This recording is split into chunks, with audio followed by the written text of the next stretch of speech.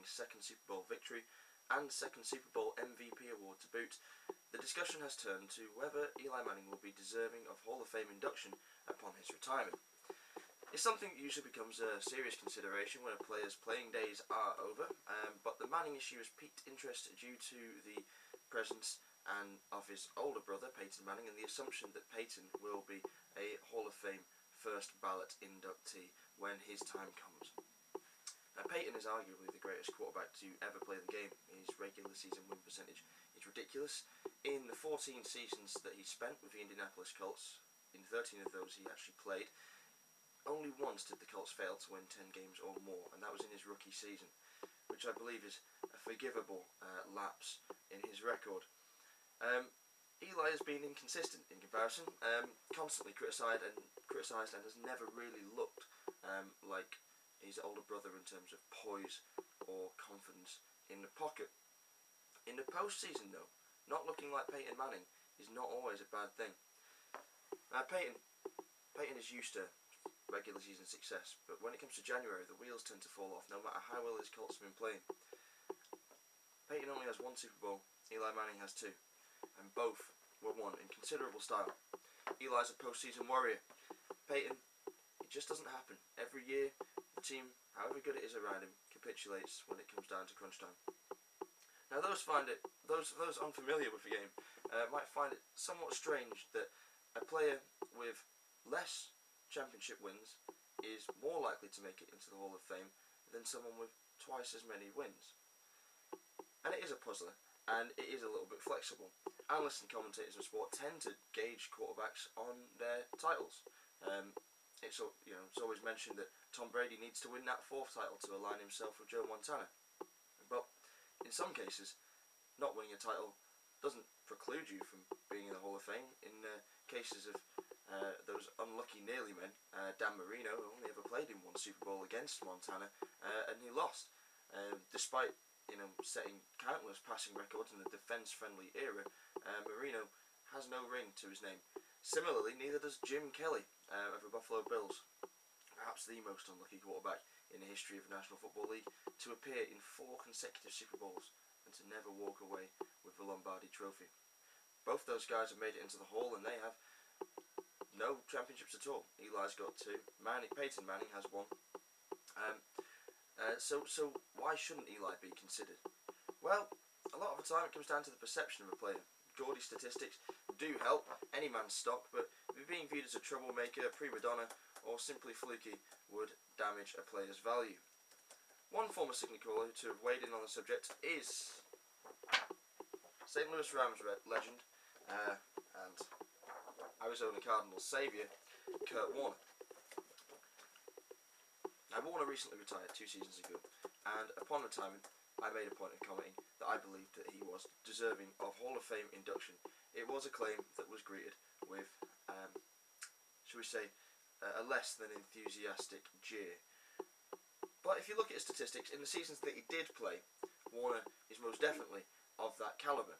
Unfortunately, he didn't play all that many seasons, and there is a reason for that. Quite an intriguing reason, which I believe may be the deal clincher for him getting into the Hall.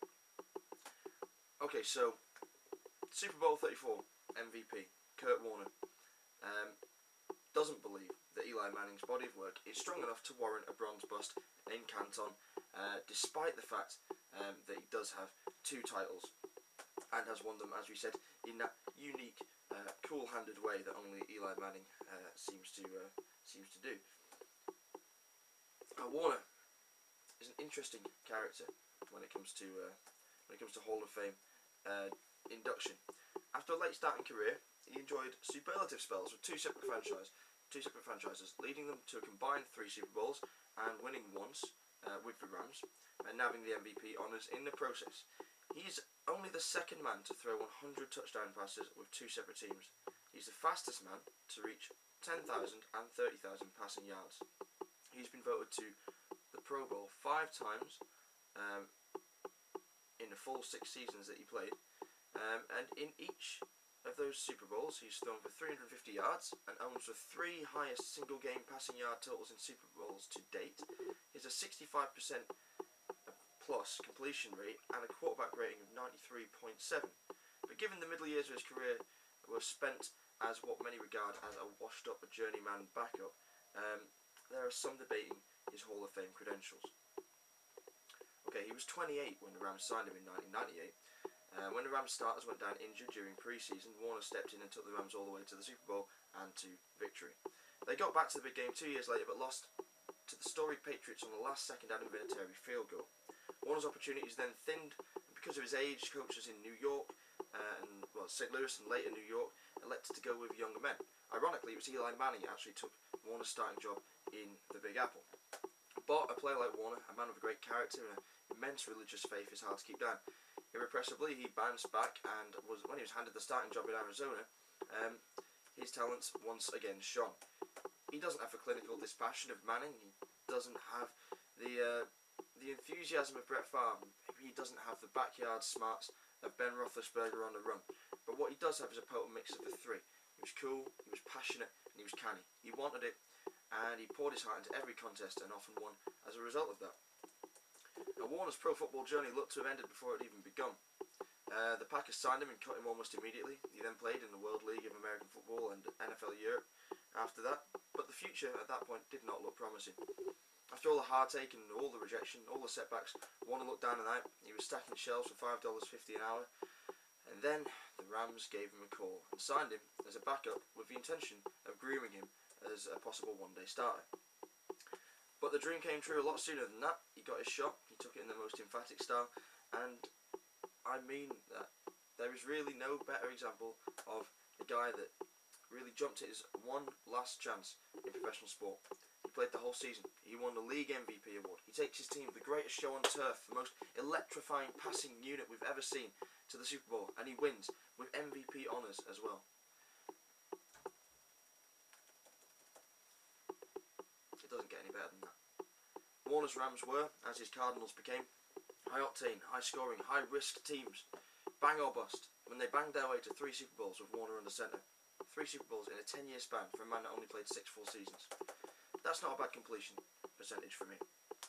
Now, I believe he deserves admission to the Hall. His career had more peaks and troughs than most, but there was too much drama, too much excitement, too much rags to riches in Warner's tale to let it fall unremembered. The best thing, as Warner has always said, is that he can walk away from the game under his own volition, with his head held high. Now, Eli's got a lot more walking on the field to do before his body of work is completed, but when his time does come to retire, don't be surprised to see him popping up in Canton, Ohio as well. He learned from one of the best in New York, and he's proven himself to have an indomitable spirit and one of the coolest fourth-quarter heads the game has ever seen. For me, they're both Hall of Fame players. Will they get where they belong? Only time will tell, but one thing's for sure, it's going to be a whole lot of fun finding out. Thank you.